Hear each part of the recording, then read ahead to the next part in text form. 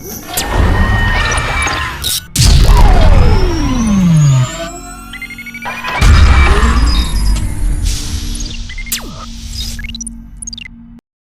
teman-teman semua, selamat malam. Apa kabarnya? Saya rasa teman-teman semua dalam keadaan baik-baik saja ya. Oke teman-teman, di sini saya akan menjelaskan 25 teori ilmu komunikasi atau teori komunikasi yang telah saya rangkum untuk menjadi tugas UTS saya. Sebelumnya saya perkenalkan nama saya terlebih dahulu. Perkenalkan, nama saya Aldi Franz Ferry, NIM E110 120 1017. Baik. Dalam perkembangannya, teori komunikasi merupakan studi yang berkembang pesat dibandingkan studi yang lain. Karena para ahli pun banyak memberikan sumbangsih pada studi ini, sehingga mengakibatkan cakupan studi ini menjadi lebih luas. Sebagai timbal balik dari berbagai jenis teori komunikasi yang ditemukan, berikut 25 teori komunikasi yang telah saya rangkum menurut para ahli dan akan saya sampaikan kepada teman-teman sekalian. Yang pertama, apa coba? Siapa yang tidak tahu teori komunikasi Laswell? Oke, menurut Harold Laswell, seorang teoretikus ternama yang banyak menyumbangkan ide dan pikirannya terkait cabang ilmu sosial dan komunikasi, di tahun 1948, dia mengemukakan model komunikasi yang sederhana. Namun, sampai saat ini, model komunikasi yang disampaikan dia masih dipakai dan tidak terbantahkan. Bagaimana sih model komunikasi yang sederhana yang disampaikan oleh Laswell? Oke, jadi model yang disampaikan dia adalah terkait dengan siapa dan berbicara apa, dengan media apa, channel kepada siapa, dan dengan efek apa. Jadi secara singkat ini, secara sederhana ini teori yang berkaitan dengan hubungan langsung secara timbal balik, itu teman-teman. Oke, baik, yang kedua adalah teori komunikasi behaviorisme. Jenis teori komunikasi yang satu ini mungkin sangat sering Anda dengar. Teori ini dikembangkan oleh ilmuwan asal Amerika Serikat bernama John B. Waston pada tahun 1878 sampai dengan 1958. Menurutnya, teori behaviorisme ini mencakup semua perilaku, termasuk tindakan, balasan, ataupun respon terhadap suatu rangsangan atau stimulus. Artinya, bahwa selalu ada kaitannya antara stimulus dengan respon pada perilaku manusia. Jika suatu stimulus atau rangsangan yang diterima seseorang telah teramati, maka dapat diprediksikan pula respon dari orang tersebut. Yang ketiga, teori komunikasi humanisme. Teori ini dikembangkan oleh Neckerl pada tahun 1977 yang diilhami oleh perkembangan psikologi humanisme. Komunikasi humanisme pernah diimplementasikan dalam dunia pendidikan melalui humanistik kurikulum. Isi teori ini lebih menekankan pada bagian pengawasan dan tanggung jawab bersama antar peserta didik, dengan harapan nantinya peserta didik dapat menyelesaikan dalam kehidupan masyarakat. Yang keempat, teori informatif. Teori ini dikembangkan oleh Shannon dan Weaver pada tahun 1949. Teori informasi merupakan salah satu teori klasik, di mana teori ini menitikberatkan pada komunikasi sebagai suatu transmisi pesan dan bagaimana transmitter menggunakan media dalam berkomunikasi. Dalam hal ini, jika sinyal media yang digunakan baik, maka komunikasi akan berjalan efektif. Begitu pula sebaliknya, apabila sinyal media tidak baik, maka komunikasi akan berjalan tidak akan berjalan dengan lancar. Oke, kita lanjut yang kelima, teori use and gratification atau teori penggunaan dan kepuasan. Teori ini dikembangkan oleh Blumer dan Kutz pada tahun 1974. Mereka berpendapat bahwa penggunaan media memiliki peran aktif dalam memilih media yang digunakan, sehingga pengguna media dapat dikatakan sebagai pihak utama dalam proses komunikasi. Dalam hal ini, pengguna mempunyai pilihan untuk menentukan media yang sesuai dengan kebutuhannya. Oke, lanjut yang keenam, teori agenda setting. Teori ini dikembangkan oleh McComb dan Shaw pada tahun 1972. Teori agenda setting beranggapan bahwa apabila media memberikan tekanan pada suatu peristiwa, maka media tersebut akan membuat masyarakat menganggap peristiwa itu penting. Dalam hal ini, media mempunyai efek yang sangat kuat dalam mempengaruhi asumsi masyarakat, sehingga akan muncul asumsi bahwa apa yang dianggap penting oleh media akan dianggap penting oleh masyarakat.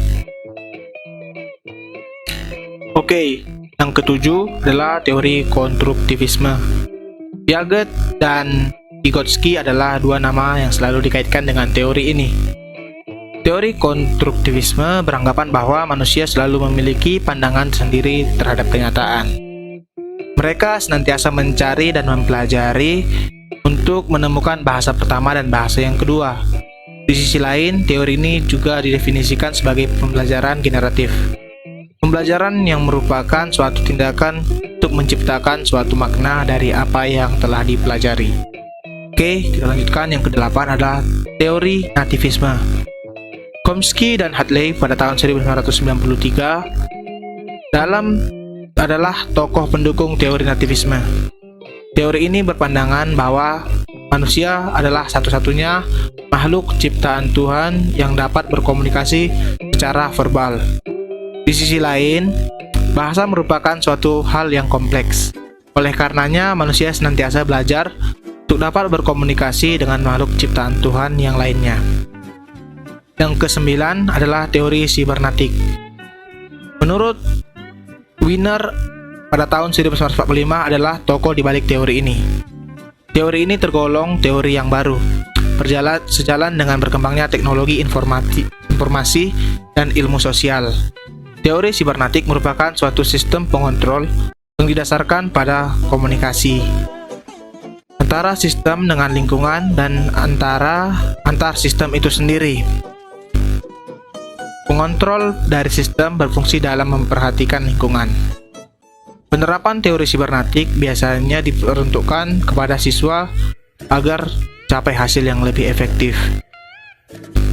Yang ke-10 adalah teori kognitivisme. Teori kognitivisme mengedepankan proses belajar dibandingkan dengan hasil proses itu sendiri. Belajar tidak hanya sekedar melibatkan hubungan antara stimulus dan respon, tetapi juga melibatkan proses berpikir yang kompleks.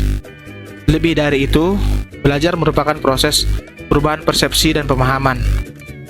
Menurut aliran ini, kita belajar didasarkan atas kemampuan kita menafsirkan peristiwa atau kejadian dalam suatu lingkungan, di mana proses belajar tersebut terdapat 4 tahapan, yaitu asimilasi, akomodasi, diskilibrasi,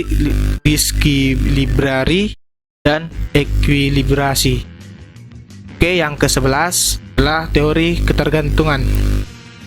Teori ini dikemukakan oleh Sandra Ball, Rockets dan Melvin DeFleur pada tahun 1976. Fokus dari teori ini terletak pada kondisi struktural yang ada di masyarakat. Fokus ini sangat cenderung mudah untuk dipengaruhi oleh media massa. Teori ini dapat disematkan pada komunitas masyarakat modern, di mana pada masyarakat modern, media massa dianggap suatu hal yang sangat penting dalam mencapai tujuan beberapa proses. Di antaranya yaitu proses memelihara, perubahan, serta konflik dalam tataran masyarakat, dan masalah perorangan dalam suatu aktivitas sosial.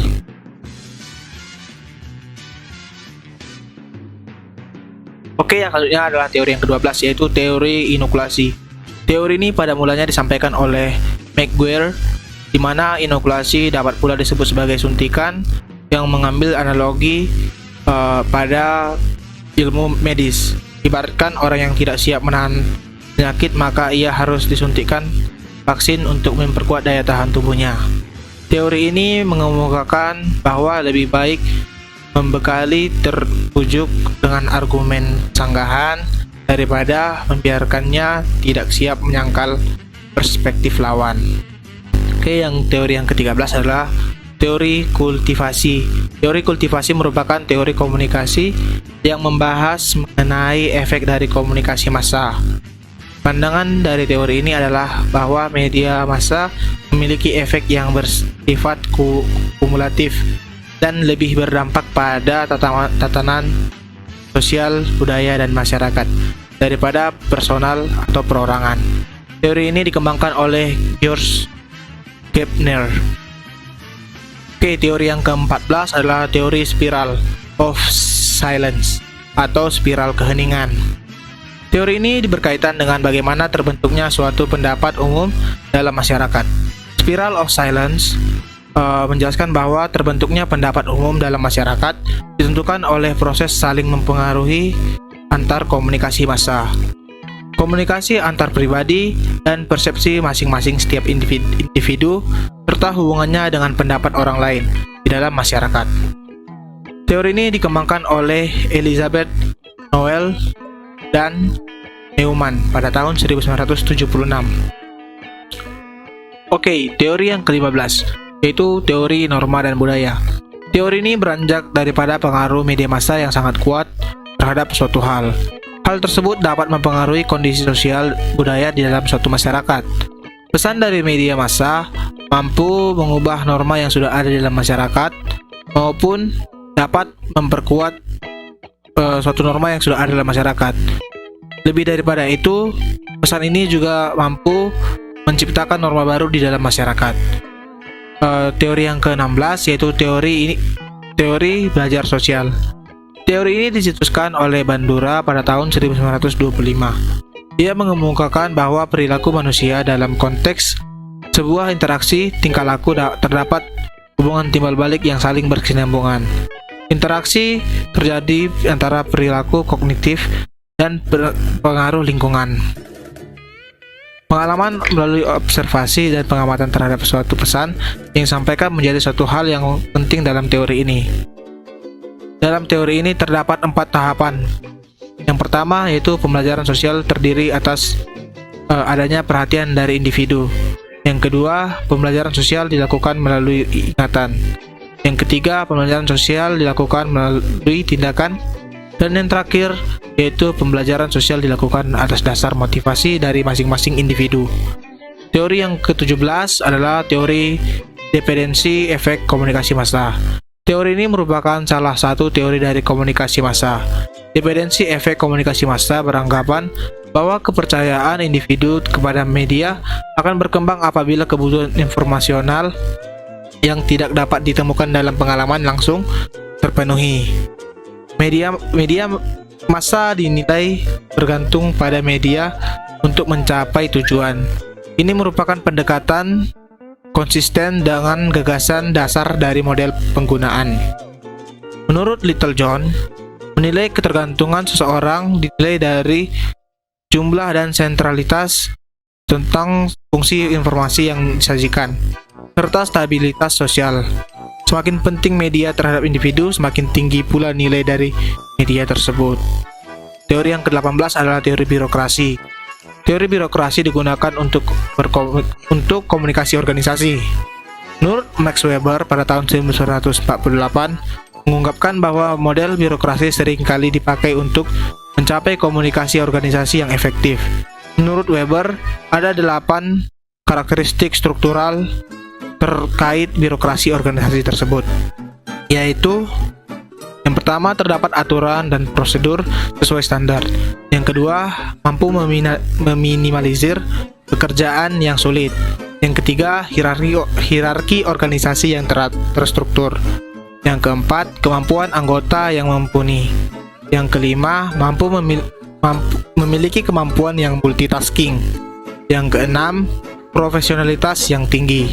Yang ketujuh, uraian tugas yang terstruktur dan teratur. Yang kedelapan, rasionalitas untuk mencapai keberhasilan. Selanjutnya, teori yang ke-19 yaitu teori analisis transaksional. Analisis transaksional merupakan pendekatan psikoterapi yang menekankan hubungan interaksional. Transaksional sendiri dimaksudkan sebagai hubungan komunikasi antar individu. Teori ini digunakan untuk mengetahui bentuk dan isi pesan yang disampaikan dalam suatu komunikasi. Analisis ini bertujuan untuk mengetahui tingkat keefektifan komunikasi yang terjalin antara individu. Menurut Eric Barney pada tahun 1960 adalah pengembang teori analisis ini yang dinilai cocok untuk digunakan dalam konseling kelompok. Teori yang ke-20 yaitu teori pengharapan nilai. Teori ini merupakan bagian dari teori komunikasi massa. Teori pengharapan nilai bertujuan untuk mengetahui pengaruh penggunaan media terhadap massa, dinilai dari kepentingan penggunanya. Sikap seorang terhadap segmen-segmen media ditentukan dari evaluasi dan perspektif mereka terhadap media tersebut. Teori ini merupakan turunan dari teori use dan gratification. Yang teori yang ke-21 yaitu teori struktural fungsional. Teori ini merupakan bangunan paling dasar dari ilmu sosial. Beberapa tokoh yang mencetuskan teori ini diantaranya Auguste Comte, Emile Durkheim, dan Herbert Spencer. Pemikiran struktural fungsional dipengaruhi oleh pemikiran biologis yang menganggap masyarakat yang saling ketergantungan akibat konsekuensi dari bertahan hidup. Tujuan dari teori ini adalah mencapai keteraturan sosial. Teori yang ke-22 yaitu teori difusi inovasi. Teori ini menjelaskan bagaimana suatu inovasi disampaikan melalui saluran-saluran tertentu kepada sekelompok anggota dari sistem sosial.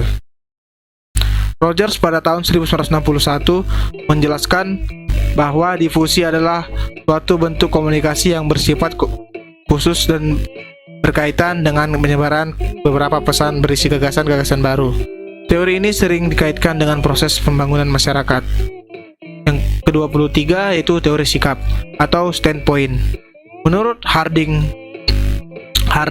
dan Wood, kedua teorikus ini menjelaskan bahwa salah satu cara terbaik untuk mengetahui bagaimana keadaan dunia dimulai dari sikap atau sudut pandang seorang wanita.